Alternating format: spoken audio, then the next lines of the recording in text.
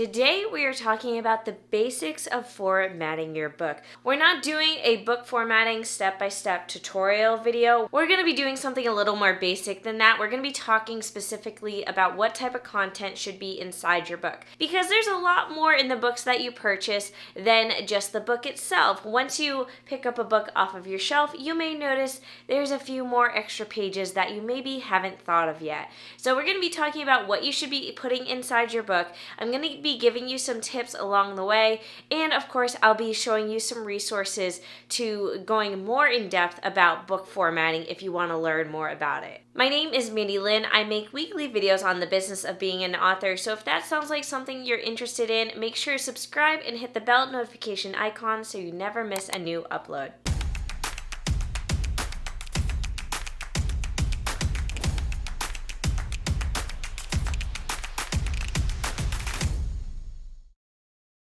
So like I said, I'm not going to be doing a tutorial on how to format your book today, but if you are looking for a in-depth step-by-step tutorial, then be sure to check out my book formatting course. Formatting print books and ebooks with Adobe InDesign is a course that I designed. It has 3 hours of video lessons. It has a printable step-by-step guide, as well as an Adobe InDesign template where you can basically drag and drop your book into the template and format it to your liking. I personally believe that Adobe InDesign is the best book formatting software out there, and if you want to learn more about it, I have a video that talks all about it, why Adobe InDesign is better than Microsoft Word, because frankly, Microsoft Word just isn't designed for formatting books. Can you do it? Yes. Will you pull all of your hair out along the way? Possibly. So if you want to learn a lot more about book formatting, be sure to check out the course, which will be linked down below. This video is also a part of my Beginner's Guide to Self-Publishing a Book series here on YouTube. So if there's anything in the self-publishing world that you want to learn about, be sure to check out that video playlist, which will be linked in the description of this video. And if a topic you want to see covered isn't covered yet in that series, be sure to let me know in the comments down below, and I'll be sure to make a video on it. So today we're going to be talking about 3 different things. We're going to be talking about front matter, the book itself, and end matter. So let's start first with front matter. So when you pick up a book off of a shelf, you're going to notice there's a couple pages before chapter 1 starts. Those pages are called front matter, and it can be a few different things. Typically, when you open up a book, the first thing you'll see is the title page, which is just the title of the book. It's also the page where an author will sign their signature. Sometimes there's a second title page where it has like the subtitle and the publisher information. That's not something that's required, but you can add it into your book if you'd like. There's also always a copyright page. Copyright page is just where you're going to put your copyright information, who owns the copyright of the book.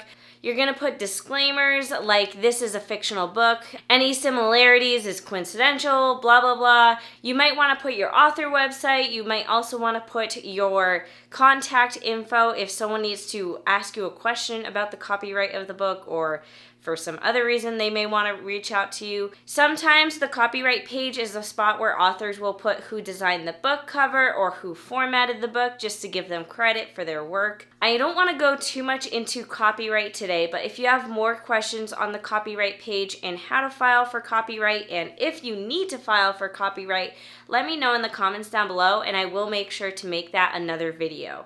After the copyright page, there's sometimes a dedication page. You can choose if you want to dedicate your book to someone. Usually it's just 1 sentence, and it's short, simple, sweet. Those are the 3 basics of front matter. We've got the title page, copyright page, and dedication page, but there's also some other things that you can add in as front matter as well.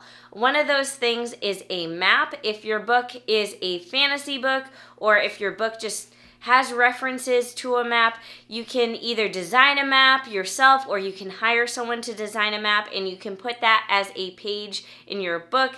And it's a really fun thing to do, especially if you're a fantasy author, to design a map, and it's just something you can add to spice in the formatting of your book. Then we also have author's note. This isn't always necessarily front matter. I've also seen author's notes used as back matter, but very rarely some books will need a little introduction for the author or a little disclaimer from the author, and that's usually what author's notes are for. If an introduction is needed before you start reading the book, they'll put it at the beginning before the book starts, and if it's more of a disclaimer or why the author wrote this book, or really any reason why an author might want to say something after a reader has read their book, it will go in as end matter rather than front matter.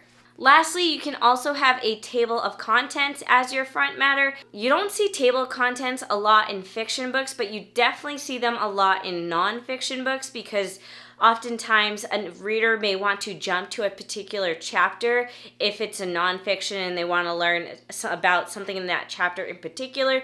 You can have it for fictional books, it's just not as common. Now in Adobe InDesign, it's actually super easy to make a table of contents that has the page numbers auto-generated in. So if you want to learn all about that, I have an entire lesson on that in the Adobe InDesign formatting course, so you can check that out down below.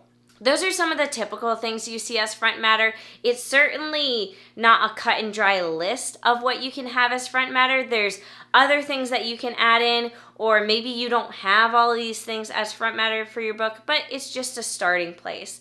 Let me know in the comments down below what you're going to be having as front matter for your book. Let's talk about the manuscript itself, because this is going to be the thing that you spend the most of your time on, is formatting all of the chapters of your book. So every time you have a new chapter start, you're going to be having a beautiful chapter page for it where it has the chapter number in big bold letters. Maybe it'll have whatever the name of the chapter is or some other fun info, but you just want it to be a beautiful, clear start to a new chapter. In my opinion, this is the most fun part of the formatting process. I like to create a graphic in the background to match the cover of the book to make it more fun.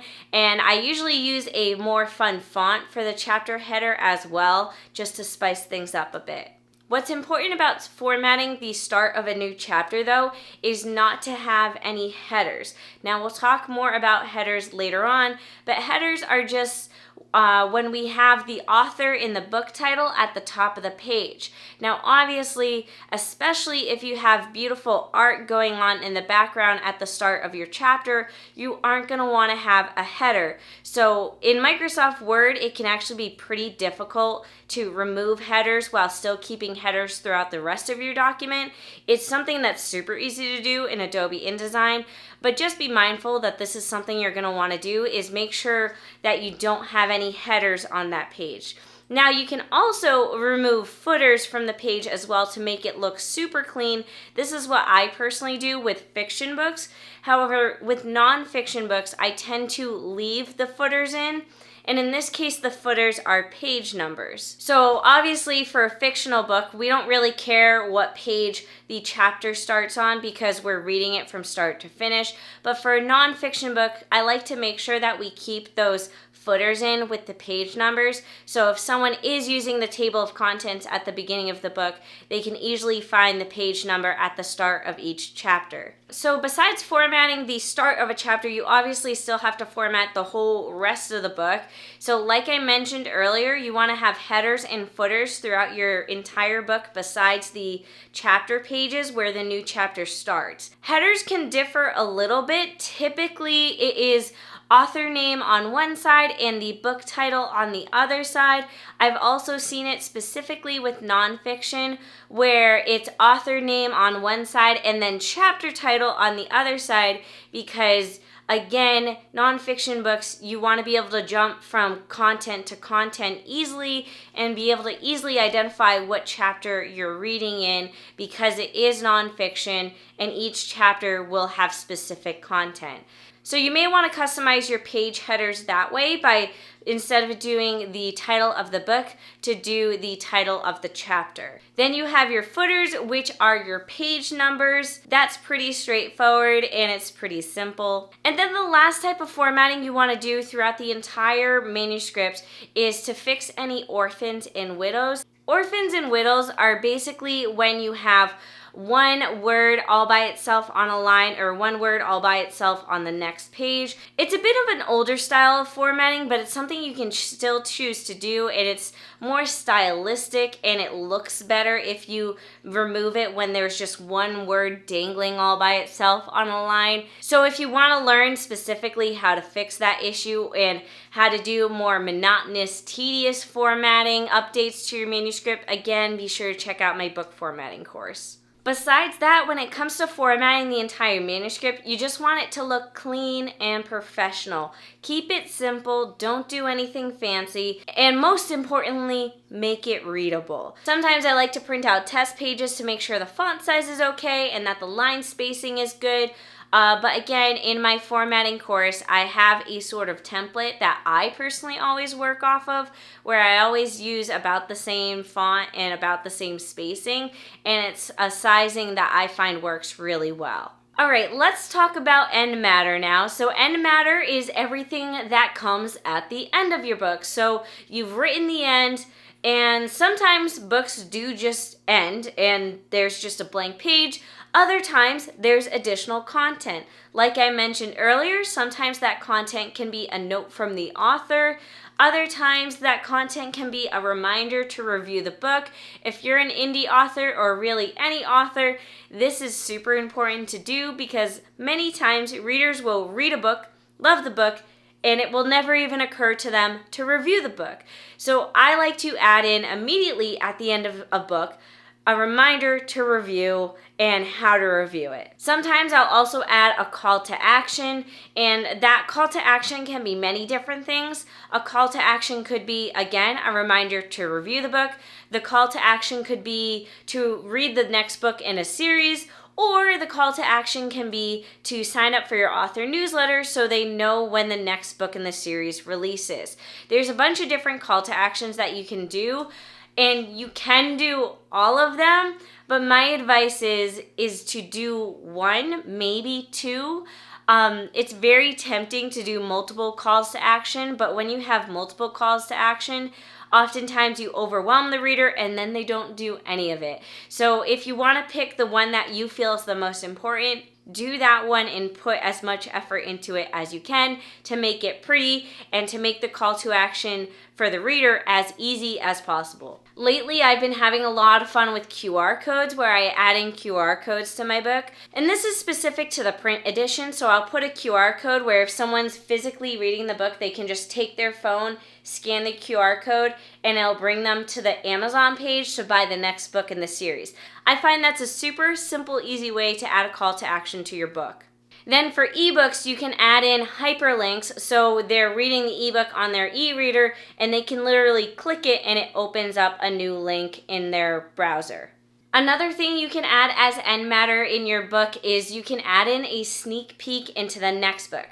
So say this is book 1 and book 2 is already out. What you can do is you can add in the first chapter of book 2 at the end of book 1 so people can read the first chapter of book 2, they fall in love with it, they get addicted, and then at the end of that first chapter sneak peek, you have that call to action so they can go buy the next book. Another piece of end matter is acknowledgments. This is just where authors can say thank you to everyone who may have helped them write and release the book. I personally believe the shorter the acknowledgments, the better, because sometimes readers don't read them, but it is still nice to have in. Just don't get too lengthy with it. I try to keep it within a page or two. And the last piece of end matter is typically the author bio. This is just your quick one paragraph about you. Maybe there's a photo of you as well, and hopefully you're adding links to your website, your social media, and your newsletter so people know where to find you. And same with the front matter. This isn't a cut and dry list of the end matter. There's other pieces you can add in as end matter as well. But what I mentioned here today is just a good starting place. So if you have any fun ideas for end matter, be sure to share them down below in the comments section of this video. Otherwise, that is it for this video. That is everything that you might want to include in your book when you're formatting your book, and some quick formatting tips as well. If you enjoyed this video, be sure to give it a thumbs up, comment down below, and subscribe. Otherwise, I will see you all next week.